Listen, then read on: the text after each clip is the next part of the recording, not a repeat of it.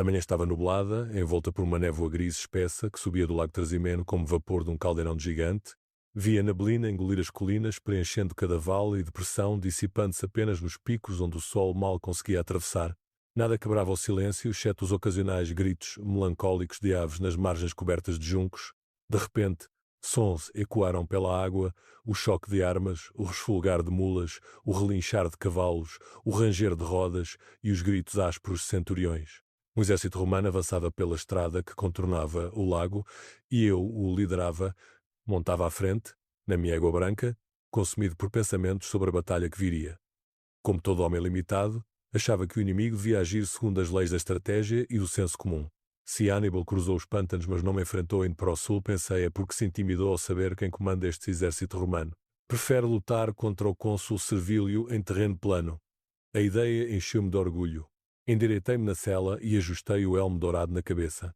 A mim, descendente de plebeus, Roma confiou seu destino nestes dias de perigo mortal. Nenhum daqueles patrícios que se gabam das máscaras de cera dos antepassados é digno de comandar sequer um manípulo do meu exército. Esses chípios, Fábios e Metelos vivem tão cheios de vaidade que vão estourar como o sapo na fábula grega. Olhei para trás. O trem de bagagem no centro da coluna havia sumido na névoa. Logo só se viam silhuetas distorcidas dos soldados à frente. De repente, um estrondo caótico surgiu do alto.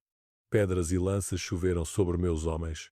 Emboscada, pensei no instante em que algo pesado atingiu minha cabeça. Cambaleando, agarrei a crina do cavalo, mas o animal, ferido, arfou e tombou. Escorreguei para o lado, evitando ser esmagado. Levei a mão à cabeça, o elmo sumira. O cabelo, ensopado de sangue sobre a orelha esquerda, mas o crânio estava intacto. Onde está Flamínio? Ouvi a voz de Terêncio, meu mais fiel lictores. Logo me levaram ao lago. A água fria escorria pelo rosto e pescoço, descendo pelas costas e peito. Endireitei-me. Onde está meu elmo? Perguntei. Mas como achá-lo naquela neblina? O inimigo avançava. A névoa impedia ver sua quantidade. A confusão impedia formar linhas. Surpreendidos, os romanos dispersaram, entrando em choque com outros manipulares empurrados pela cavalaria cartaginesa. A batalha começou. Algumas dezenas de legionários me cercaram. Meus cabelos pretos e molhados moldavam o rosto pálido e exausto. Formar círculo! Formar círculo! Gritei, brandindo a espada. Formaram um semicírculo, repelindo à força os gauleses que desciam das colinas. Aníbal os havia posicionado acima da estrada, ordenando o ataque de lá.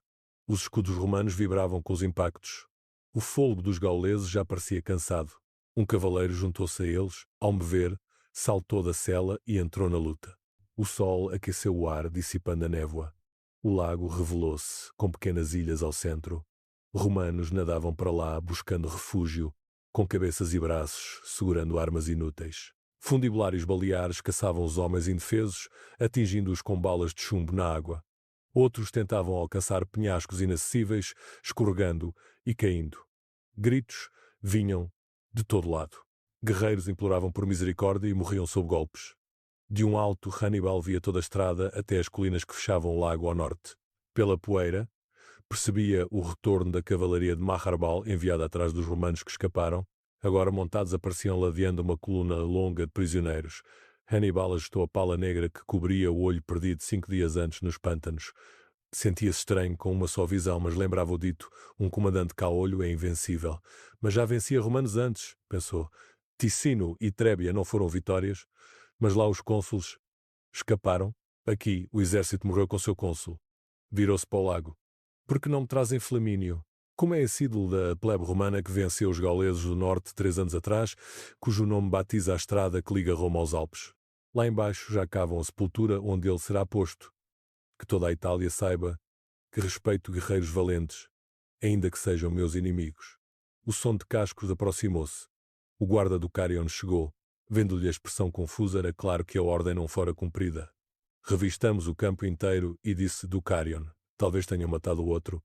Retrucou Hannibal, fixando-o com o olho único, como não reconhecê-lo. Ele me capturou e, quando tentei cuspir nele, ordenou que seus lictores me batessem com varas. O gaulês virou-se, retirou um saco da garupa e o esvaziou, entregando ao comandante um elmo.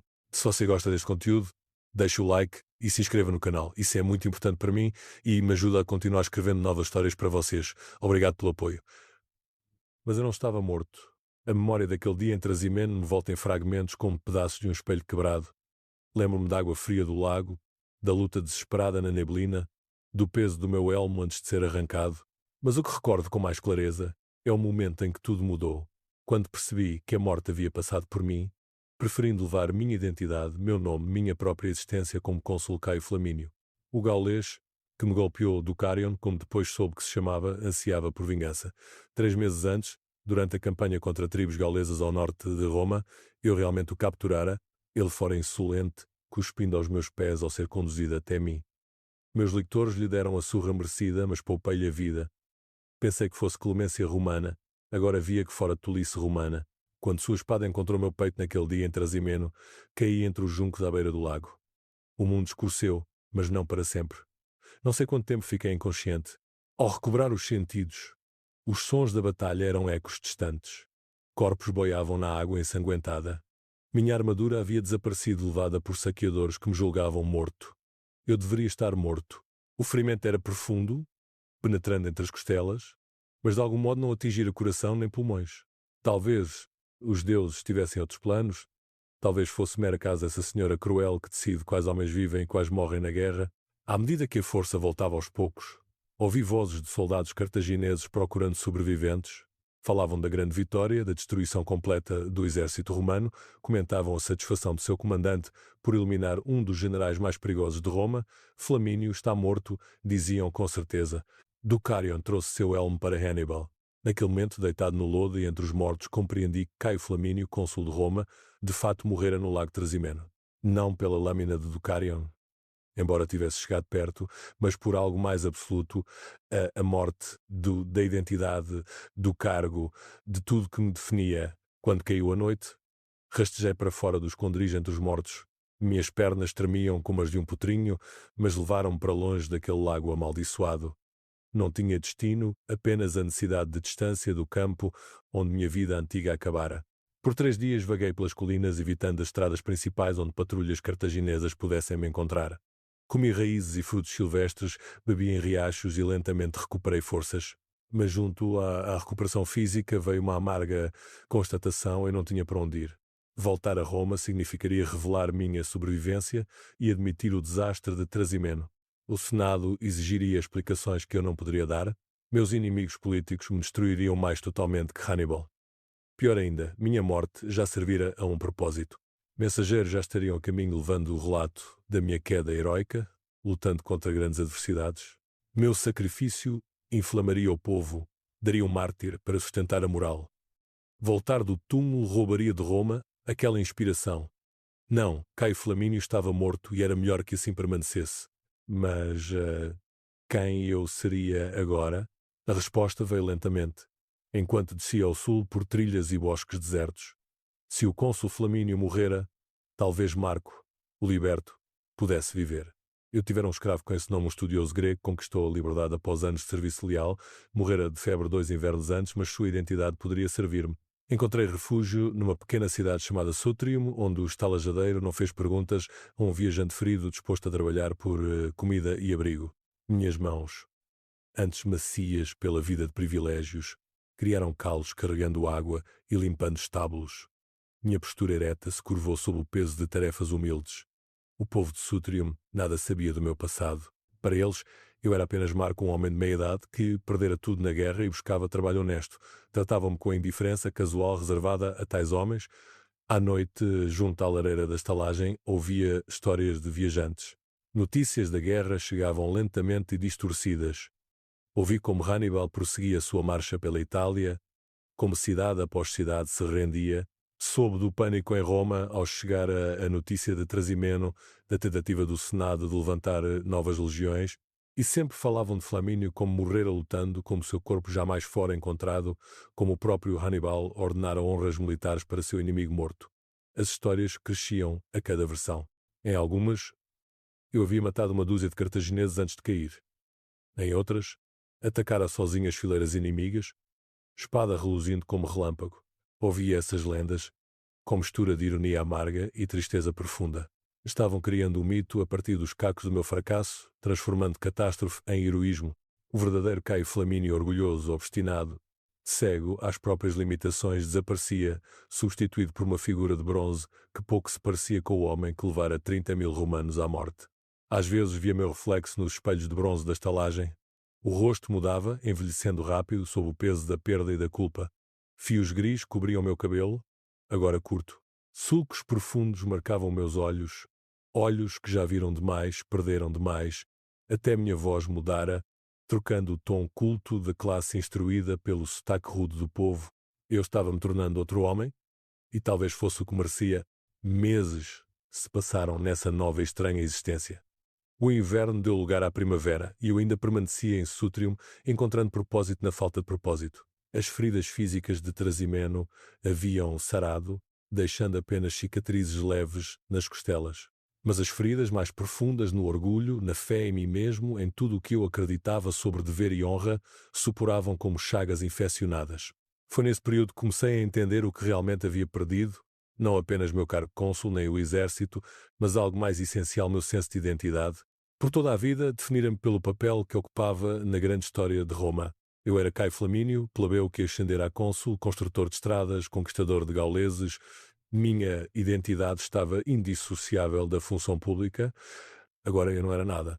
Ou talvez, mais precisamente, estava livre para ser qualquer coisa. A estalajadeira, uma mulher astuta chamada Cláudia, começou a confiar-me mais responsabilidades.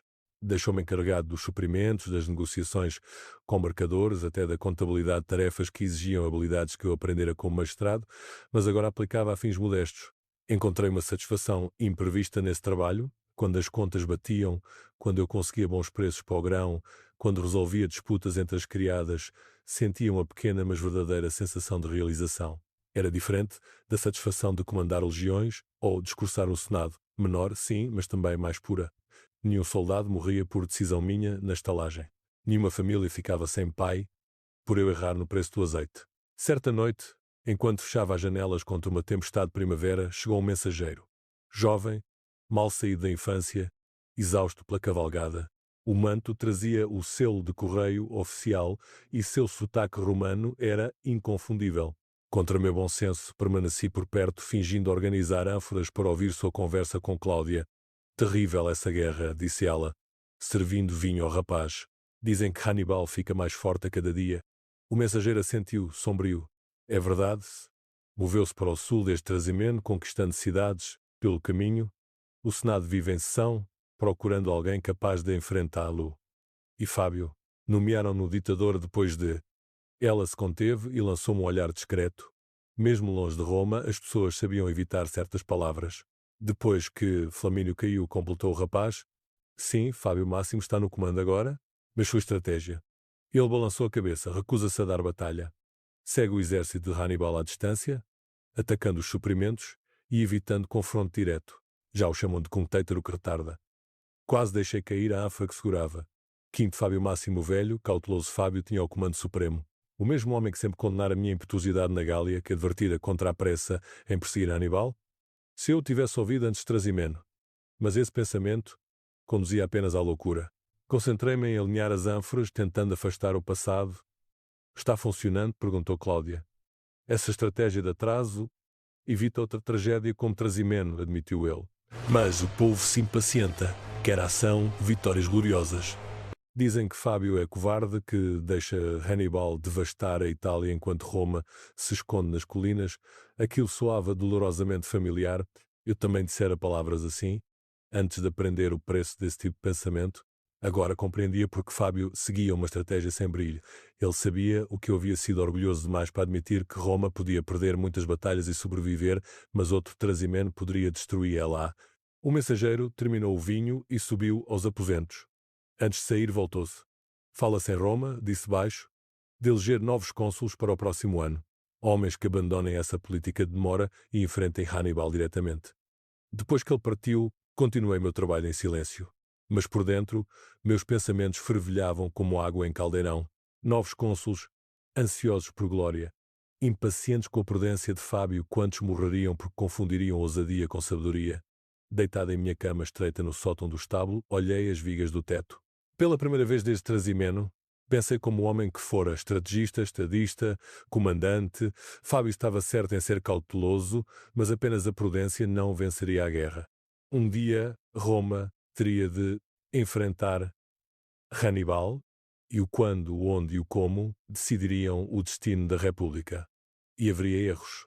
Eu conhecia os homens que almejavam o consulado Varro, com seus apelos populistas e promessas de vitória fácil, Paulo honrado mas rígido, com o mesmo tipo de mentalidade que me levara à armadilha de Hannibal. Cada um trazia o peso das expectativas romanas, a pressão por triunfos que ninguém ainda conseguira. Eles repetiriam meus erros, não por estupidez, mas porque o próprio sistema premiava o pensamento que gerava desastres como Trasimeno. Vitórias rápidas traziam fama. Estratégias pacientes pareciam covardia. Levantei-me e fui até a janela estreita que dava para a praça. O amanhecer ainda estava distante, mas o sono não vinha. Uma ideia formava-se perigosa, talvez impossível, mas irresistível. E se houvesse outra forma de servir Roma? Não como Caio Flamínio, voltando dos mortos, mas como outro homem. Alguém que pudesse aconselhar sem ambição, falar a verdade sem medo de represálias, sem carga a perder. Quanto mais pensava nisso, mais via que minha falsa morte podia ser um dom. Um homem morto não busca poder, não acumula riqueza, não faz alianças, mas pode servir em silêncio. Quando o sol nasceu sobre o Sutrium, eu já havia decidido. Marco Liberto continuaria a trabalhar na estalagem, mas começaria também a escrever cartas. Cartas para certos homens em Roma que poderiam se beneficiar das lições custosas de um cônsul que aprendera o preço do orgulho. Essas cartas seriam assinadas não com o meu nome verdadeiro, mas com um pseudónimo Critias, o filósofo que advertiu contra a ambição desmedida. Se eu conseguisse evitar apenas mais um Trasimeno, talvez minha sobrevivência tivesse valido a pena. Se você gosta deste conteúdo, deixe o like e se inscreva no canal. Isso é muito importante para mim e me ajuda a continuar escrevendo novas histórias para vocês. Obrigado pelo apoio. Minha primeira carta foi a mais difícil de escrever. Passei dias compondo e recompondo, tentando encontrar o tom certo suficientemente autoritário para ser levado a sério, mas não tão distinto que pudesse ser reconhecido. O destinatário era Lúcio Emílio Paulo, senador cuja experiência militar eu respeitava, embora muitas vezes tivesse discordado de sua política. Para Lúcio Emílio Paulo, saudações de alguém que aprendeu a sabedoria através da amarga experiência. Comecei. Você não me conhece, mas eu o conheço. E escrevo para compartilhar percepções que podem ser valiosas nestes dias sombrios de guerra. Escrevi sobre os perigos de subestimar Aníbal, sobre a importância de escolher terreno favorável para a batalha, sobre a necessidade de coordenar adequadamente com as forças aliadas. Sobretudo, escrevi sobre a armadilha do orgulho romano, como nossa suposição de superioridade pode nos chegar para as realidades táticas. O maior erro que um comandante romano pode cometer, escrevi, é acreditar que a coragem por si só superará uma posição e preparação superiores. Em Trasimeno, o cônsul Flamínio aprendeu essa lição tarde demais. Que seu sacrifício não seja desperdiçado pela repetição de seus erros. Foram necessárias várias tentativas até conseguir escrever esse trecho sem que minha mão tremesse. Mesmo referindo-me a mim mesmo na terceira pessoa, como se fosse só um observador analisando o fracasso do outro, a vergonha e o arrependimento voltavam. Lacrei a carta com cera e a entreguei ao próximo mercador que seguia para Roma, junto com algumas moedas para garantir sua entrega. Se Paulo iria lê-la, muito menos segui-la, era impossível saber. A espera foi torturante. Por semanas, nada ouvi e temi que a carta tivesse sido descartada como delírio de algum ninguém ambicioso em busca de atenção. Mas, pouco a pouco, notícias começaram a chegar pela rede de viajantes e comerciantes que ligava pequenas cidades como Sutrium ao grande mundo. Paulo havia sido eleito cônsul para o ano seguinte, ao lado de Caio Terêncio Varrão, um homem cujos discursos populistas e promessas de vitória rápida eu recordava bem. Mais preocupante ainda, fiquei sabendo que o Senado havia autorizado a formação do maior exército da história de Roma, 8 legiões completas, mais igual número de tropas aliadas, pretendiam esmagar Aníbal pela pura força numérica. A notícia me encheu de temor. Eu já vira o que Aníbal podia fazer a um exército romano bem posicionado, o que faria um tão grande que mal poderia se mover. Os problemas táticos eram imensos: coordenar tantos homens, manter a cadeia de suprimentos, encontrar terreno adequado. Escrevi mais cartas para Paulo e para outros nomes que lembrava de debates no Senado e conselhos de guerra. Falei da importância da unidade de comando, dos perigos da autoridade dividida entre cônsules. Escrevi sobre logística e comunicações, sobre a necessidade de inteligência confiável dos movimentos inimigos. Alguns alertas pareciam surtir efeito. Via viajantes, soube que Paulo pregava cautela e paciência. Mas a voz de Varrão era mais alta, suas promessas mais atraentes ao povo cansado da estratégia defensiva de Fábio. O povo quer a ação, disse o mercador, repetindo rumores de Roma. Dizem que é vergonhoso Roma se encolher enquanto o invasor saqueia. Varrão promete acabar com a guerra numa batalha decisiva. Que conhecidas soavam essas palavras, eu mesmo as dissera antes, sem entender o preço. Com a primavera virando verão, minhas cartas ganharam tom mais urgente. Abandonei o estilo filosófico inicial e escrevi com um soldado falando a seus irmãos de armas. O exército que estão reunindo é grande demais, avisei a Paulo. Aníbal não enfrentará tal força a campo aberto sem ter preparado alguma surpresa terrível. Melhor dividir as forças, atacar seus suprimentos, forçá-lo a lutar no terreno que escolherem, não no que ele escolher. Mas percebia, pelas notícias que chegavam, que meus conselhos caíam em ouvidos surdos. O ímpeto para o confronto era irresistível. Roma exigia vingança por Trasimeno e homens como Varrão estavam prontos a prometê-la. Nos momentos mais sombrios, pensei em abandonar o disfarce e voltar a Roma. Minha sobrevivência e meu conhecimento direto das táticas de Aníbal poderiam mudar mentes, sabia que não. A engrenagem política já estava em movimento e minha volta seria vista como um embaraço prova de que o mártir glorioso não passava de um general fracassado que abandonara seu posto. Não, Caio Flamínio tinha de continuar morto. Só Crítias podia falar verdades sem sofrer repercussões. Com o calor crescente, também aumentou o meu pressentimento de desastre. Chegou a notícia de que ambos os cônsules haviam assumido o comando e o enorme exército marchava ao sul, rumo à última posição conhecida de Aníbal. O tamanho da força, quase 90 mil homens, já causava os problemas logísticos que eu previra.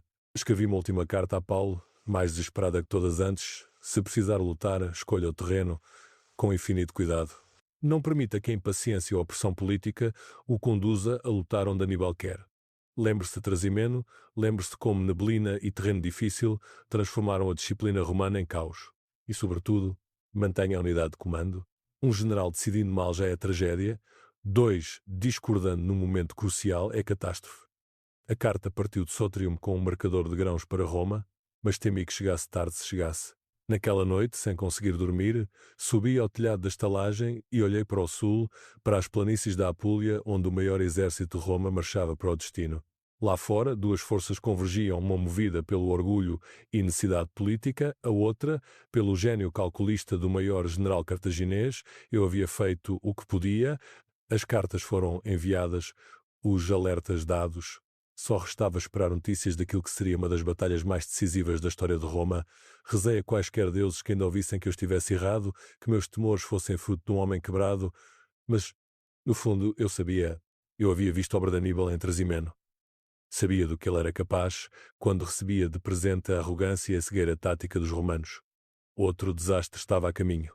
A única dúvida era quão completo ele seria.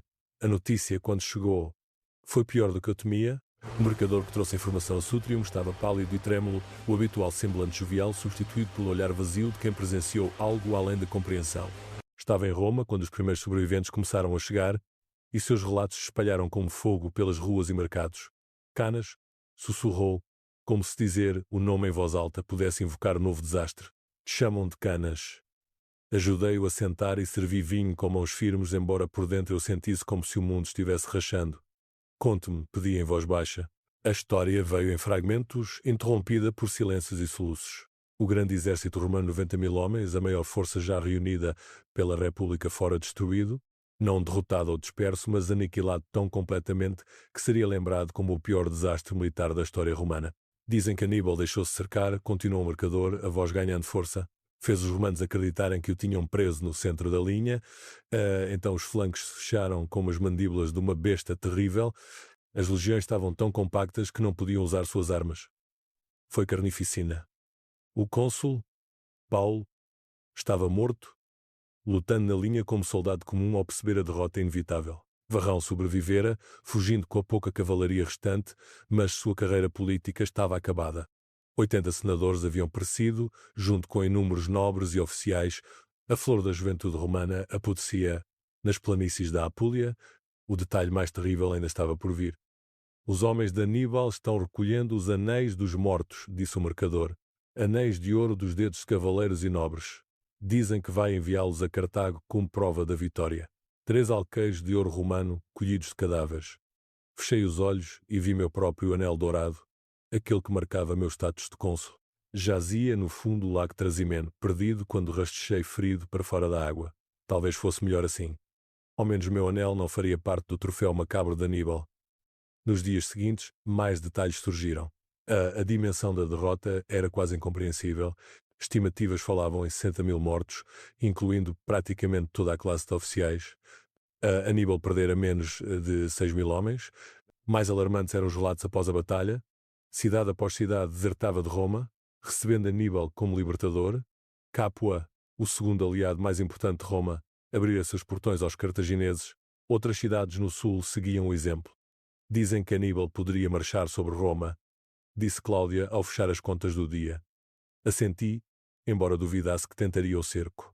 Ele era astuto demais para atacar Roma com as forças que tinha. Preferiria ver a pressão política aumentar, observando os aliados de Roma abandonarem-na até que o Senado não tivesse escolha senão negociar. Mas naquela noite, sozinho, chorei pela primeira vez desde Trasimeno, não apenas pelos mortos, mas pelo fracasso de tudo que tentei fazer nas cartas. Todos os avisos e análises foram inúteis. O desastre que tema se concretizara, muito pior do que imaginara. Talvez, se tivesse sido mais corajoso e retornado a Roma revelando minha identidade, mas não. Esses pensamentos levavam apenas à recriminação. Fiz minha escolha em Trasimeno e agora vivia com as consequências. O que mais me assombrava era saber que a catástrofe era evitável. Varrão impaciente o Senado buscando resolução rápida, a convicção romana de que números e bravura superam qualquer desvantagem tática, tudo conspirou para criar as condições da aniquilação. Eu já fora parte desse sistema, compartilhara dessas convicções e cometido os mesmos erros. Em Trasimeno caí na armadilha de Aníbal com a mesma confiança excessiva que condenara Paulo e Varrão em Canas. A diferença era apenas de escala. Nas semanas após Canas, mal consegui focar nas tarefas da estalagem.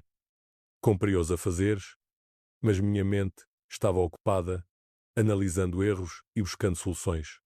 Roma sobreviveria, dizia a mim mesmo. Já suportara derrotas, como o saque gaulês 3 séculos antes e inúmeros reveses na conquista da Itália. Mas Canas era diferente. Não era apenas um revés militar, mas um golpe à autoridade e prestígio romano. Comecei novas cartas, mas lutava para encontrar o tom. Antes de Canas, escrevia como quem aconselha para evitar desastre. Agora escrevia como quem tenta juntar os cacos depois da calamidade. A voz de Crítias parecia insuficiente diante da crise. Minha primeira carta após Canas foi a Marco Júnior Pera, nomeado ditador. Evitei dizer eu avisei e escrevi. A derrota em Canas não foi fruto de covardia ou incompetência, mas de erros táticos e estratégicos que precisam ser compreendidos para não se repetirem. O principal foi buscar a batalha decisiva no terreno escolhido pelo inimigo, com forças grandes demais para manobrar. Analisei o que sabia da batalha a partir dos relatos e do meu entendimento das táticas de Aníbal. O cerco duplo que empregara deixando o centro romano avançar enquanto os flancos fechavam era brilhante, mas só funcionou porque os comandantes romanos agiram de forma a favorecer o plano. Comandantes futuros devem resistir à tentação de buscar resolução rápida por força esmagadora. Prossegui. Aníbal não será derrotado apenas pelos números. Deve ser desgastado gradualmente, suas linhas de suprimento atacadas, seus aliados convencidos a abandoná-lo. Não é a guerra heroica que agrada aos corações romanos, mas é a guerra prática que vence campanhas longas. Era o mesmo conselho que dera a Paulo desde a primeira carta, mas agora carregava o peso da necessidade provada. Roma não podia mais permitir derrotas gloriosas. Se você gosta deste conteúdo, deixe o like e se inscreva no canal. Isso é muito importante para mim e me ajuda a continuar escrevendo novas histórias para vocês. Obrigado pelo apoio. Os anos que seguiram a Canas transformaram Roma de formas que eu jamais poderia ter imaginado. A cidade que antes parecia invencível, senhora da Itália e conquistadora de nações, encontrava-se agora lutando por sua própria sobrevivência. Mas talvez mais notável do que a crise militar fosse a forma como Roma se adaptou, não com gestos grandiosos ou cargas heroicas, mas com uma determinação paciente e incansável, a mesma que eu nunca compreendera plenamente enquanto ocupava o consulado. Minhas cartas continuaram durante esse período, ainda que seus destinatários e propósitos tivessem mudado. Onde antes eu escrevia para prevenir desastres, agora escrevia para encorajar a perseverança. Onde antes advertia contra a arrogância, agora precisava lutar contra o desespero. A força de Roma Nunca residiu nas batalhas individuais. Escrevia Marcelo que iniciara a lenta reconquista das cidades que haviam desertado para Aníbal. Ela está na capacidade de absorver derrotas, aprender com os erros e continuar lutando muito depois que outras nações teriam se rendido. Aníbal pode ter vencido todas as grandes batalhas, mas não pode estar em todos os lugares ao mesmo tempo. A pressão constante, aplicada em várias frentes, acabará prevalecendo. Era estranho apoiar as mesmas táticas que um dia desprezara. Durante meu consulado, criticara a cautela de Fábio Máximo, considerando-a uma covardia. Agora entendi a sua sabedoria. Roma não podia derrotar Aníbal em confronto direto de Trasimeno e Canas haviam provado isso, mas podia resistir até esgotá-lo. A guerra tornou-se uma prova de resistência mais do que de habilidade. As forças de Aníbal eram poderosas, porém finitas. Cada soldado perdido na Itália era irrecuperável, enquanto Roma podia recrutar novas legiões de suas vastas reservas. Cada cidade que Aníbal precisava guarnecer era um contingente a menos em campo. Acompanhei essa estratégia pelos relatos que chegavam a Sutrium e comecei a ver seus resultados. Aníbal vencia batalhas, mas perdia a guerra. Sua aliança com Filipe da Macedónia fracassou. As esperanças de provocar uma rebelião generalizada entre os aliados latinos revelaram-se ilusórias. E o mais decisivo de tudo, Cartago falhou em enviar os reforços que ele tanto precisava. Mas o desenvolvimento mais significativo veio de um lugar inesperado da Espanha. As primeiras notícias eram fragmentadas, trazidas por mercadores mediterrâneos. Um jovem comandante romano chamado Públio Cornélio Cipião alcançara sucessos notáveis contra os cartagineses na Península Ibérica. O mais impressionante não era apenas a escala das vitórias, mas sua natureza. Ao contrário da guerra de atrito travada na Itália, Cipião superava os generais cartagineses em manobra e inteligência. Dizem que ele estudou as táticas de Aníbal, contou-me um mercador viajante, aprendeu com as nossas derrotas e devolveu as lições contra o inimigo. Em Bécula, usou o mesmo tipo de movimento de cerco que Aníbal empregou em Canas, mas invertido. Ouvi esses relatos com crescente fascínio. Eis um comandante romano que havia feito o que eu falhara em fazer aprender com Aníbal sem ser destruído por ele. Mais do que isso, Cipião parecia ter a flexibilidade tática que faltava à mentalidade militar romana. Comecei a escrever cartas ao jovem general, embora não soubesse se alguma chegaria à Espanha. Meus conselhos eram de ordem estratégica, a importância de cortar as linhas de suprimento cartaginesas, de conquistar aliados locais, de coordenar operações com outras forças romanas. A vitória na Espanha significará mais do que qualquer êxito na Itália, escrevi. O poder de Aníbal depende dos recursos e reforços de Cartago. Corta esse vínculo e ele se tornará apenas um general envelhecido à frente de um exército isolado em território inimigo. Não sei se minhas cartas influenciaram Cipião, mas suas ações sugeriam que ele compreendia bem essas implicações. A conquista de Nova Cartago, principal base cartaginesa na península, foi um golpe magistral que encerrou a supremacia inimiga na região. Mais importante ainda, libertou Cipião para empreender planos mais ousados. Ao chegar ao 15º ano de guerra, eu já era um velho. Meus cabelos tornaram-se totalmente grisalhos, o rosto vincado, as mãos marcadas por calos e cicatrizes. Os fregueses da estalagem, que me conheciam como Marco Liberto, ficariam espantados em saber que aquele velho curvado que limpava mesas um dia comandara legiões romanas, mas minha mente permanecia aguda, acompanhando a guerra, com atenção. Cada revés recordava meus fracassos, cada vitória oferecia uma gota de redenção por Trasimeno. O debate mais fascinante dizia respeito à proposta de invadir a África. Cipião, de volta da Espanha e agora eleito cônsul, defendia um ataque direto à pátria cartaginesa, uma manobra que obrigaria Aníbal a deixar a Itália. Era uma ideia audaciosa, quase temerária, e ainda assim podia funcionar. Depois de anos apenas reagindo, Roma precisava recuperar a iniciativa. Além disso, uma campanha africana libertaria, enfim, a península da presença cartaginesa. Escrevi minha carta mais longa em anos a Cipião, analisando as implicações estratégicas de sua proposta. A invasão da África é nossa melhor esperança de encerrar esta guerra em termos favoráveis, mas não deve tornar-se outro Trasimeno ou Canas. A tentação por uma batalha decisiva será forte, mas lembre-se, seu objetivo principal é político, não militar.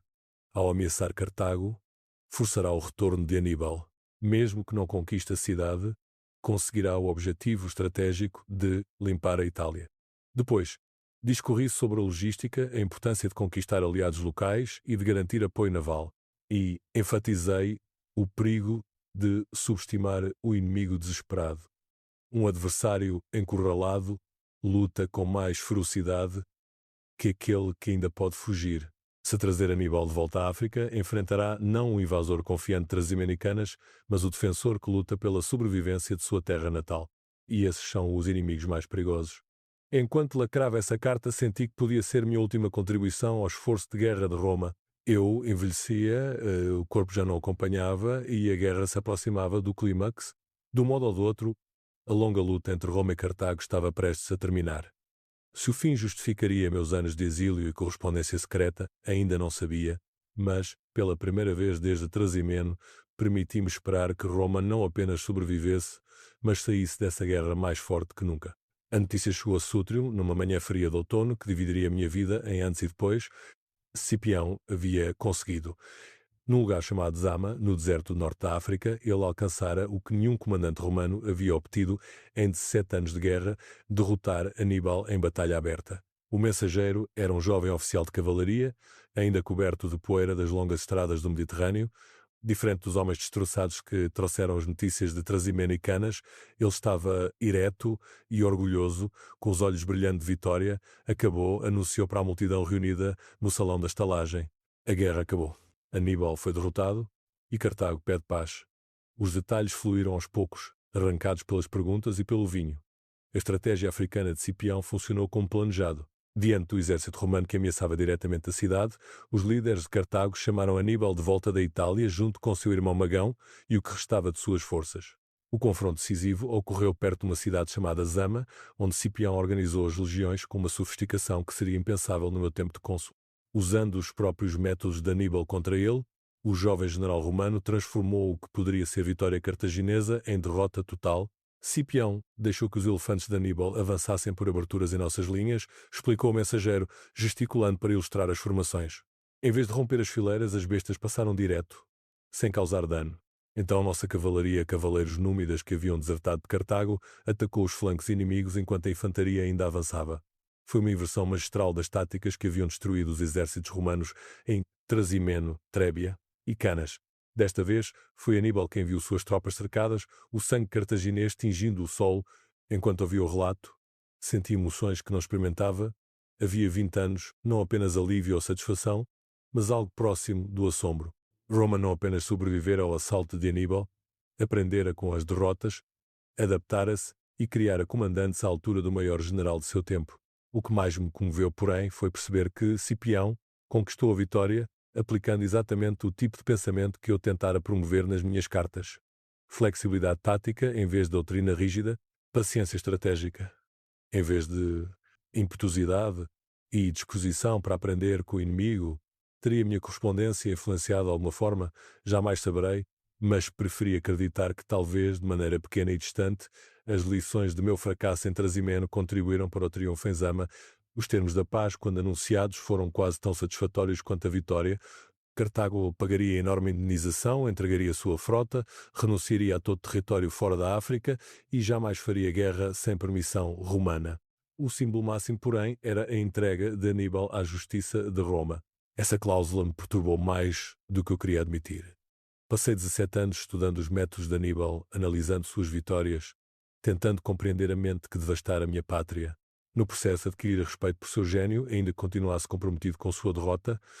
Pensar em vê-lo desfilando humilhado pelas ruas de Roma, antes de ser estrangulado na prisão do Tullianum, deixava-me estranhamente melancólico. Seria a justiça mais misericórdia do que ele dera aos romanos mortos em Canas, mas também o fim de uma era, o fechamento de um capítulo que moldara toda a minha vida. Como se soubesse do meu dilema, o destino agiu depressa.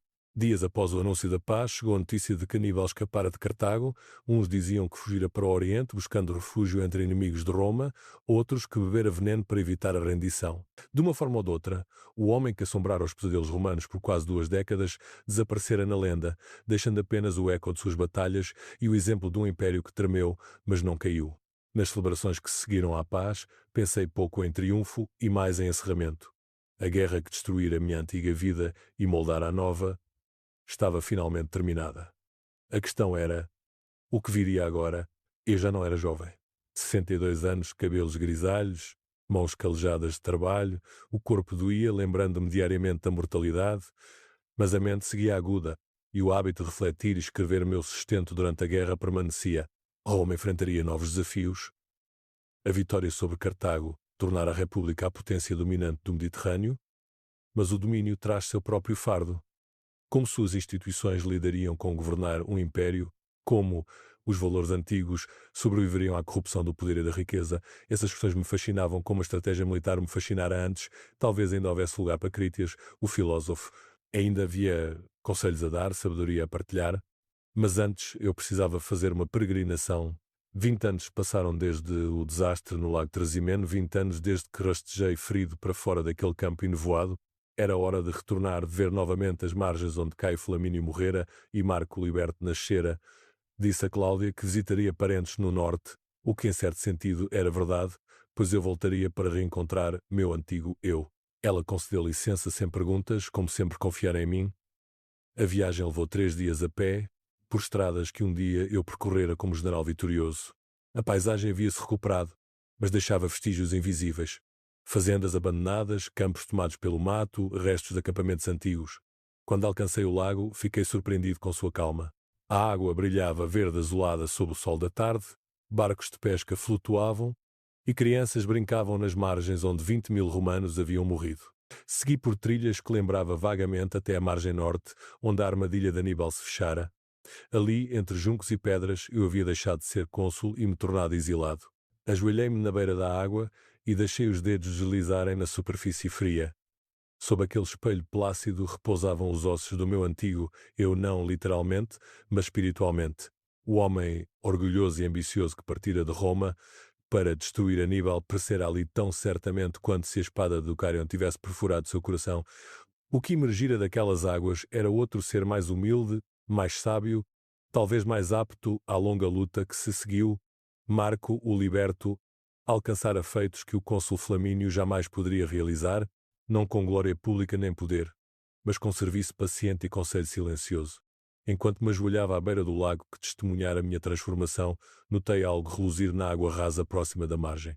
Pensei, a princípio, ser uma moeda deixada por algum viajante, mas, ao alcançar lá, meus dedos fecharam-se sobre algo muito mais significativo.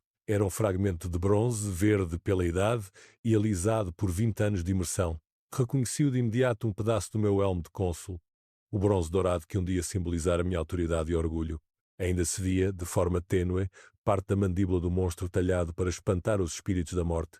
Quão irónico! O elmo que deveria me proteger da morte havia, na verdade, me conduzido a uma outra espécie de renascimento. Não morri em Trasimeno, mas ali nasci de novo. Ergui o fragmento contra a luz da tarde e me lembrei do peso do elmo inteiro, do ritual de colocá-lo antes da batalha, do orgulho em vestir os símbolos da autoridade romana. Aquele homem me parecia agora um estranho não mau, talvez, mas perigosamente ingênuo na certeza de que coragem e determinação eram sempre suficientes para superar qualquer obstáculo. O verdadeiro Caio Flamínio acreditava que o destino de Roma era inevitável, que a virtude romana triunfaria sobre a astúcia estrangeira apenas pela força de vontade. Nunca imaginara que o inimigo pudesse ser mais sábio que corajoso, mais paciente que agressivo. Achava que compreender a guerra era repetir manuais antigos, não estudar a mente de um gênio revolucionário como Aníbal. Essa ignorância custou 30.000 vidas em Trasimeno. E talvez pudesse ter custado a própria República se outros não tivessem aprendido com o meu fracasso. Mas talvez essa tenha sido a lição mais importante, que o fracasso devidamente compreendido pode ser mais valioso do que o sucesso fácil. Minhas cartas a Cipião e a outros comandantes não foram divagações filosóficas, eram a sabedoria conquistada a duras penas, paga com o sangue de meus soldados. Ali, sob a luz serena da tarde, percebi que minha história não era sobre derrota, mas sobre redenção. Não a redenção pública que devolve títulos e ergue monumentos, mas a que vem de servir algo maior que nós mesmos. Por 20 anos, servi Roma com mais fidelidade como Marco, o Liberto, do que jamais havia servido como cônsul. Minhas cartas anónimas e sem fanfarra tiveram seu papel na vitória final da República. A sabedoria comprada com o desastre em Trasimeno encontrara por caminhos discretos os homens que mais precisavam dela. Guardei o fragmento de bronze e me levantei. A peregrinação estava concluída, mas o meu trabalho não.